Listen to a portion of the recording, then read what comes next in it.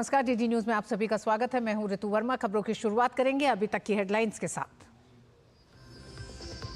लोकसभा में किरण रिजिजू ने पेश किया वक्फ संशोधन विधेयक। कहा, विधेयक का मुसलमानों की धार्मिक प्रथाओं से कोई लेना देना नहीं, ये केवल वक्फ बोर्डों से संबंधित संपत्तियों से जुड़ा मामला। गृह मंत्री अमित शाह ने कहा, ज्वाइंट पार्लियामेंट्री कमेटी को गया था वक्फ संशोधन बिल, विपक्ष की भी यही थी मांग। अमित शाह ने कांग्रेस पर कसा तंज। कहा, हमारी कमेटी कांग्रेस की तरह सिर्फ मुहर लगाने का काम नहीं करती, बल्कि चर्चा करके लेती है सही निर्णय। वक्फ संशोधन बिल के समर्थन में दिल्ली समेत देश के कई हिस्सों में किया जा रहा है प्रदर्शन। कहीं बांटी जा रही मिठाई तो कहीं फूल। भोपाल में मुस्लिम महिलाओं ने बिल का किया समर्थन। आप्रवास और विदेशी विषयक बिल 2025 राज्यसभा में पेश। 4 पुराने कानून की जगह बनेगा नया कानून। लोकसभा से पहले ही पारित हो चुका है ये विधेयक। और वित्त वर्ष 2024-25 में भारत की नवीकरणीय ऊर्जा क्षमता में 25 गीगावाट की बढ़ोतरी। बीते साल के मुकाबले 35% की वृद्धि दर्ज। प्रधानमंत्री नरेंद्र मोदी ने की सराहना।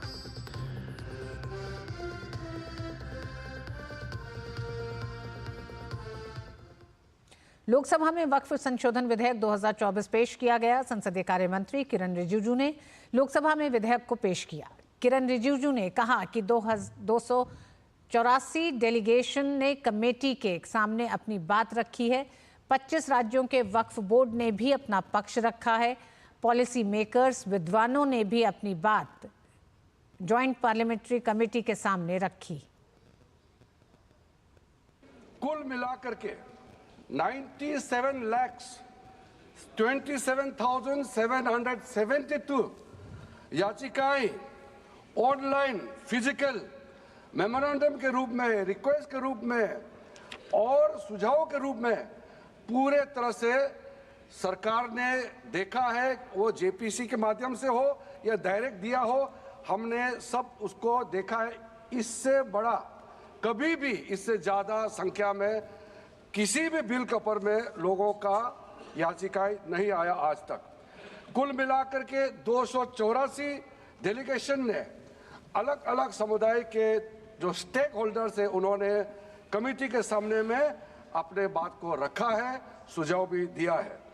25 स्टेट गवर्नमेंट और यूनियन टेरिटरीज का वक्फ बोर्ड्स ने अपना सबमिशन भी पेश किया गया है। केंद्रीय मंत्री किरण रिजिजू ने कहा कि अगर इस बिल में संशोधन नहीं करते तो संसद भवन पर भी वक्फ बोर्ड अपना दावा कर देता। ये संशोधन लेके नहीं आते तो जिस सदन में हम बैठे हैं, ये पार्लियामेंट बिल्डिंग, इसको भी क्लेम किया जा रहा था। एयरपोर्ट, बसंत विहार, और अगर नरेंद्र मोदी जी का सरकार नहीं आते, अगर यूपीए का सरकार कंटिन्यू रहता, तो क्या क्या बिल्डिंग को डी नोटिफाई किया जाना था। 123 प्रॉपर्टी को तो डी नोटिफाई किया।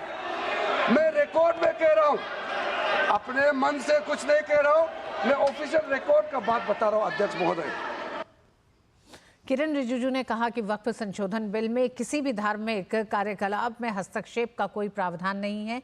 ये बस एक संपत्ति के प्रबंधन से जुड़ा विषय है। किसी भी धार्मिक व्यवस्था को, किसी भी रिलीजियस इंस्टीट्यूशन कोई धार्मिक काम में हस्तक्षेप करने नहीं जा रहा है। ना ही वक्फ बोर्ड किसी धार्मिक स्थल का व्यवस्था में कोई भी तरीके से हाथ डालने का प्रावधान है, बिल्कुल नहीं है सर। वक्फ बोर्ड का जो प्रावधान किसी मस्जिद, किसी मंदिर, किसी धार्मिक स्थल का व्यवस्था का कोई लेना देना नहीं है। ये सिंपली एक प्रॉपर्टी का मैनेजमेंट का विषय है। किरण रिजिजू ने कहा कि दुनिया भर में वक्फ संपत्ति भारत में सबसे अधिक है। उन्होंने कहा कि वक्फ संपत्ति का इस्तेमाल गरीब मुसलमानों के उत्थान के लिए क्यों नहीं किया जा रहा है। हजारों किलोमीटर ट्रेन का पटरी लगा हुआ है, स्टेशन बना हुआ है। वो ट्रेन का पटरी लगा हुआ है, वो रेलवे का प्रॉपर्टी थोड़ी है, ये तो देश का प्रॉपर्टी है। हमारा डिफेंस के पास कहता है कि सेकंड लार्जेस्ट है। डिफेंस का बस जो भी ले रहे, जहाँ ट्रेनिंग करता है, जहाँ वो रहता है, या बॉर्डर एरिया में जितना डिफेंस लैंड है वो देश का रक्षा के लिए है। उसको आप कैसे वक्त प्रॉपर्टी के साथ आप तुलना कर सकते हैं? वक्त प्रॉपर्टी प्राइवेट प्रॉपर्टी होता है सर। तो इसलिए दुनिया में सबसे ज्यादा वक्त प्रॉपर्टी हिंदुस्तान में है। ये दुनिया का सबसे बड़ा वक्त प्रॉपर्टी अगर हिंदुस्तान में है तो उस प्रॉपर्टी से गरीबों का उत्थान के लिए, लोगों का भला के लिए अगर ये सरकार नरेंद्र मोदी जी के नेतृत्व में गरीब मुसलमानों के लिए काम कर रहा है तो इसमें आपत्ति क्यों होना चाहिए, आप लोग बताइए।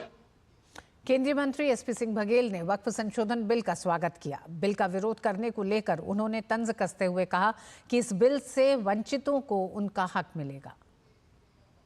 बिल का मैं स्वागत करता हूं, अभिनंदन करता हूं। ये लोग गुमराह कर रहे हैं, ये आम मुसलमान की बहबूदी के लिए, उसके कल्याण के लिए, उसके वेलफेयर के लिए लाया जा रहा है। दर्द उनको हो रहा है जो कुंडली मार के वक्फ की ज़मीन पर बैठे हुए हैं, निजी उपयोग कर रहे हैं। इसका उपयोग सार्वजनिक होगा और आम मुसलमान के शिक्षा, चिकित्सा, स्किल डेवलपमेंट और रोजगार के लिए होगा। गृहमंत्री अमित शाह ने लोकसभा में वक्फ विधेयक पर जानकारी साझा की। उन्होंने कहा कि इस बिल को संयुक्त संसदीय समिति को दिया गया। हमारे पास कांग्रेस जैसी समिति नहीं है, हमारे पास लोकतांत्रिक समिति है जो विचार मंथन करती है। कांग्रेस के जमाने में समिति होती थी जो ठप्पा लगाती थी। हमारी समिति चर्चा करती है, चर्चा के आधार पर विचार विमर्श करती है और बदलाव करती है।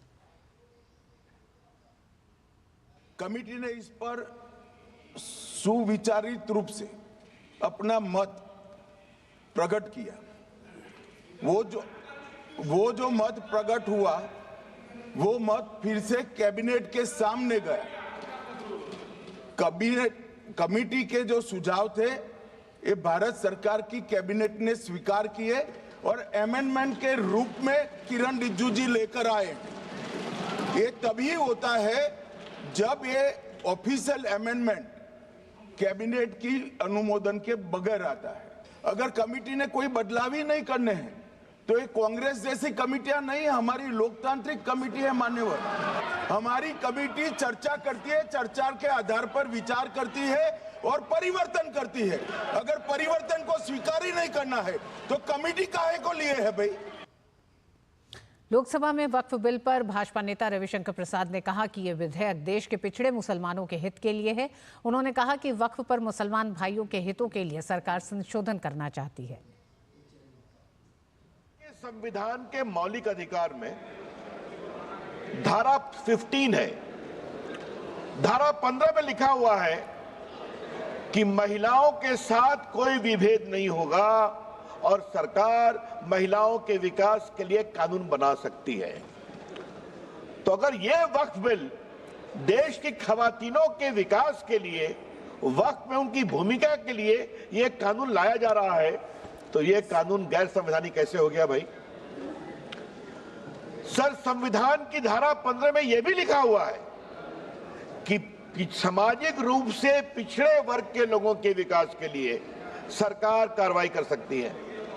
संविधान की धारा 15 के आलोक में इस बिल में इस बात का प्रावधान किया जा रहा है कि पिछड़े मुसलमानों को भी वक्फ में जगह दी जाएगी।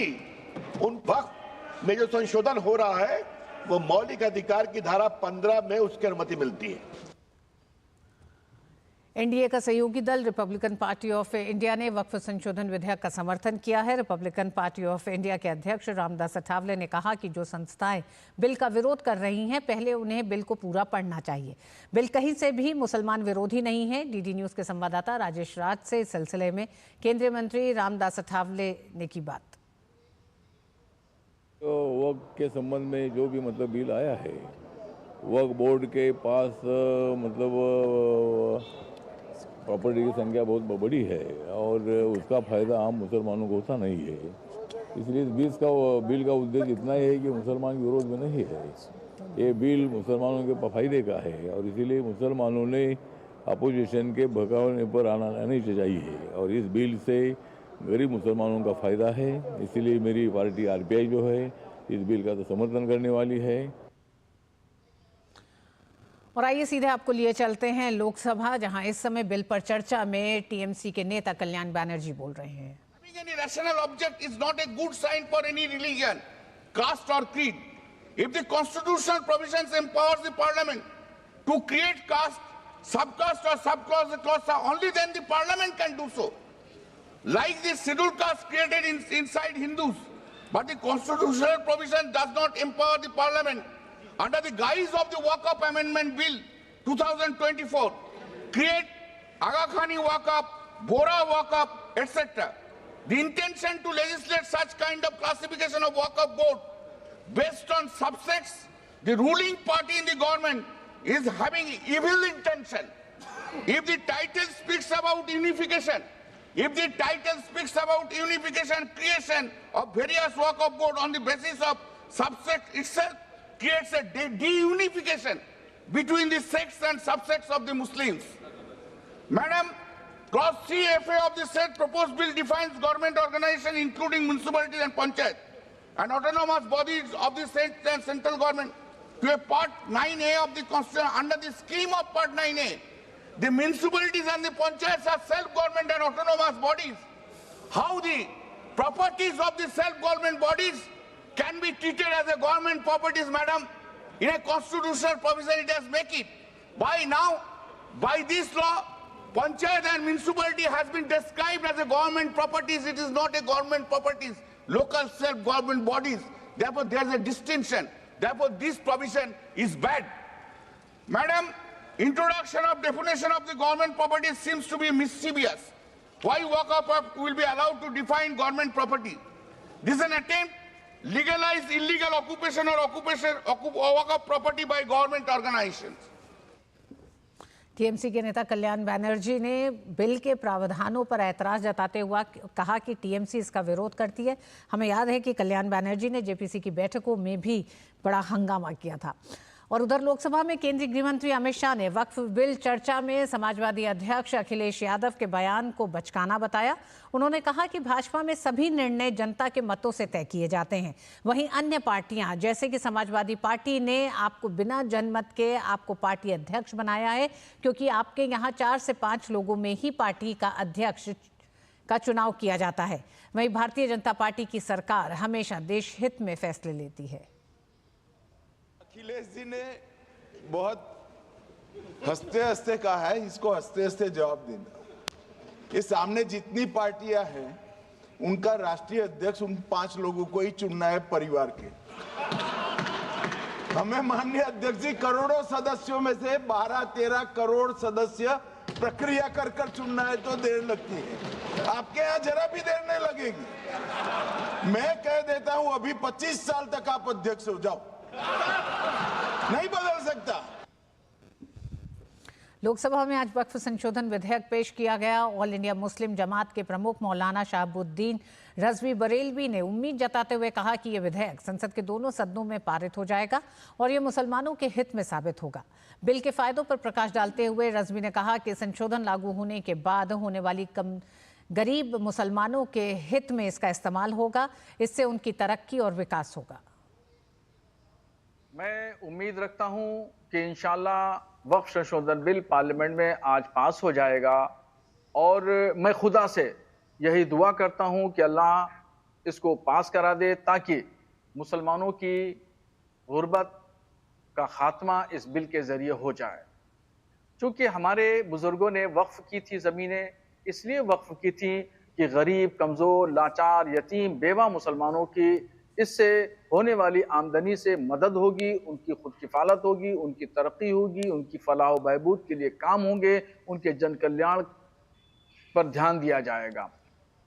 वक्फ संशोधन विधेयक पर झारखंड भाजपा अध्यक्ष बाबूलाल मरांडी ने कहा कि कोई भी समाज या राष्ट्र समय के साथ चलना चाहिए और मैं वक्फ संशोधन विधेयक का समर्थन करता हूं। विपक्ष के विरोध पर उन्होंने कहा कि विपक्ष हर किसी बिल का विरोध करता है। विपक्ष का काम सिर्फ हंगामा करना और देश हित में कामों को रोकना है।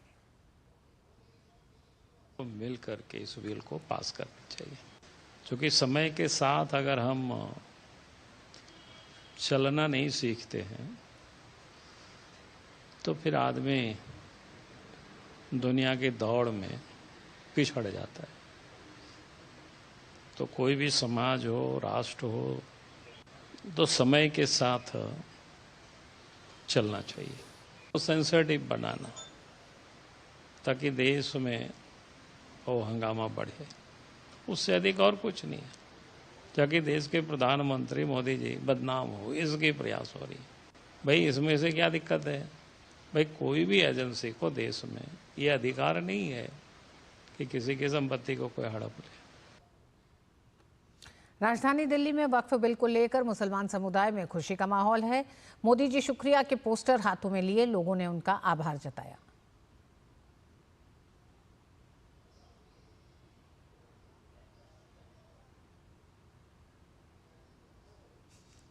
वक्फ संशोधन बिल पर इस समय संसद में चर्चा जारी है। इस बीच दिल्ली में मुसलमान समाज की महिलाओं ने प्रधानमंत्री नरेंद्र मोदी का इस संशोधन बिल को लेकर आने के लिए धन्यवाद दिया है। ये हाथ में पोस्टर लिए ये तमाम महिलाएं प्रधानमंत्री नरेंद्र मोदी और मोदी सरकार का शुक्रिया अदा कर रही हैं। भोपाल में वक्फ संशोधन बिल के समर्थन में मुस्लिम समुदाय ने जश्न मनाया। लोग ढोल नगाड़ों पर नाचे और थैंक यू मोदी जी के पोस्टर लेकर प्रधानमंत्री मोदी का शुक्रिया अदा किया।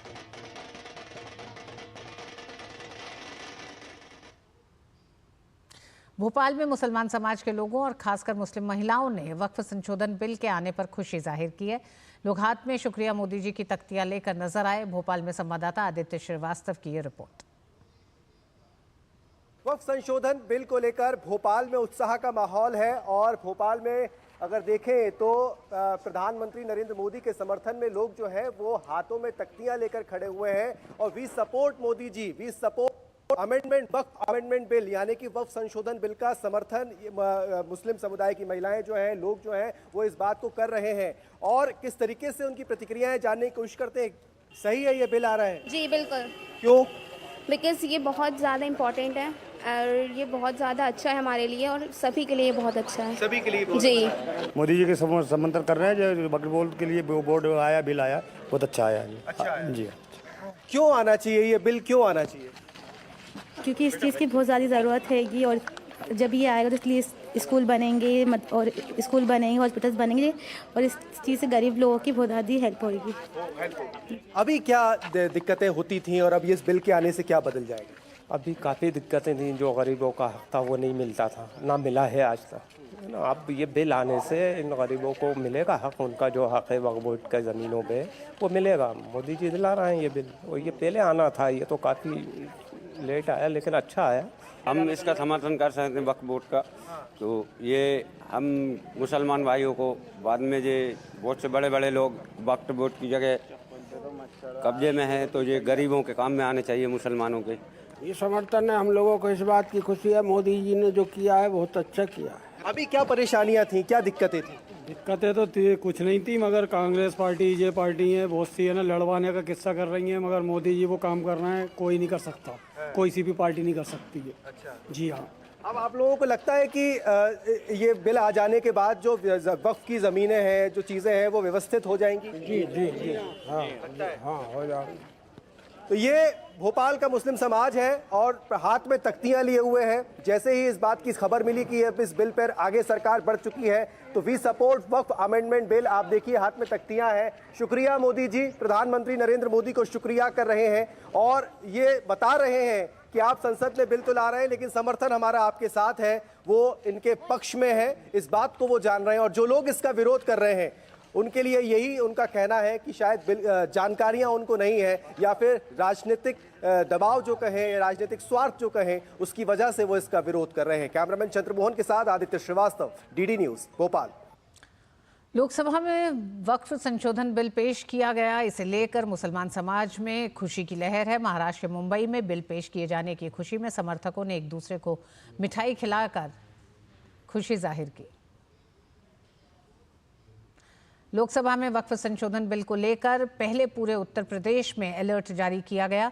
संवेदनशील जगहों पर सुरक्षा व्यवस्था कड़ी कर दी गई है। प्रशासन की ओर से सुरक्षा चाक चौबंद रखने के निर्देश दिए गए हैं। पुराने लखनऊ से लेकर घंटाघर सभी जगहों पर पुलिस फोर्स तैनात की गई है।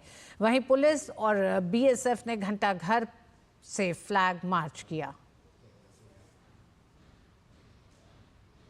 केंद्रीय गृह राज्य मंत्री नित्यानंद राय ने राज्यसभा में आप्रवास और विदेशी विषयक बिल 2025 पेश किया। ये विधेयक लोकसभा से पहले ही पारित हो चुका है। ये नया कानून 4 पुराने कानून की जगह लेगा।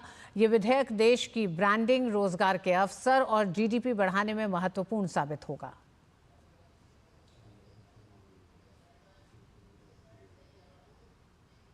भारत ने नवीकरणीय ऊर्जा के क्षेत्र में बड़ी उपलब्धि हासिल की है। नवीन और नवीकरणीय ऊर्जा मंत्री प्रहलाद जोशी ने कहा कि देश का नवीकरणीय ऊर्जा क्षेत्र अभूतपूर्व वृद्धि के दौर से गुजर रहा है। उन्होंने कहा कि देश में वित्त वर्ष 2024-25 में नवीकरणीय ऊर्जा क्षमता रिकॉर्ड 25 गीगावाट बढ़ी है, जो 1 साल पहले के मुकाबले 35% अधिक है। आंकड़ों के मुताबिक 28 फरवरी 2025 तक भारत की कुल गैर जीवाश्म ईंधन आधारित क्षमता 214.677 गीगावाट थी। प्रहलाद जोशी ने कहा कि वित्त वर्ष 2023-24 में नवीकरणीय ऊर्जा की क्षमता में 18.57 गीगावाट का इजाफा हुआ है। उन्होंने कहा कि यह सौर ऊर्जा के लिए भी एक विशेष वर्ष रहा। हमने इस वर्ष प्रधानमंत्री मोदी के नेतृत्व में 100 गीगावाट को पार कर लिया है। वहीं प्रधानमंत्री नरेंद्र मोदी ने एक्स पर कहा कि एक शानदार विकास जो स्थिरता के प्रति हमारे लोगों की प्रतिबद्धता को दर्शाता है। पूर्व राष्ट्रपति रामनाथ कोविंद ने नई दिल्ली स्थित सुलभग्राम में डॉक्टर बिंदेश्वर पाठक स्मारक केंद्र का उद्घाटन किया। डॉक्टर बिंदेश्वर पाठक की जयंती पर उनकी प्रतिमा का भी अनावरण किया गया। इस अवसर पर केंद्रीय वस्त्र मंत्री गिरिराज सिंह और केंद्रीय कृषि राज्य मंत्री रामनाथ ठाकुर भी उपस्थित रहे। पूर्व राष्ट्रपति रामनाथ कोविंद ने कहा कि डॉक्टर बिंदेश्वर पाठक ने सामाजिक क्रांति का सूत्रपात किया। उन्हें सच्ची श्रद्धांजलि स्वरूप हमें स्वच्छता के संकल्प को दोहराना होगा। आज जब डॉक्टर बिंदेश्वर पाठक जी हमारे बीच में नहीं हैं, तो हमें उन्हें श्रद्धांजलि के स्वरूप स्वच्छता के संकल्प को फिर दोहराना है। विकसित भारत के लक्ष्य की प्राप्ति के लिए बहुत आवश्यक है कि हम भी स्वच्छ हों, स्वस्थ हों और भारत भी। इसके लिए हमें डॉक्टर बिंदेश्वर पाठक जी के प्रयासों को निरंतर आगे बढ़ाते रहना होगा।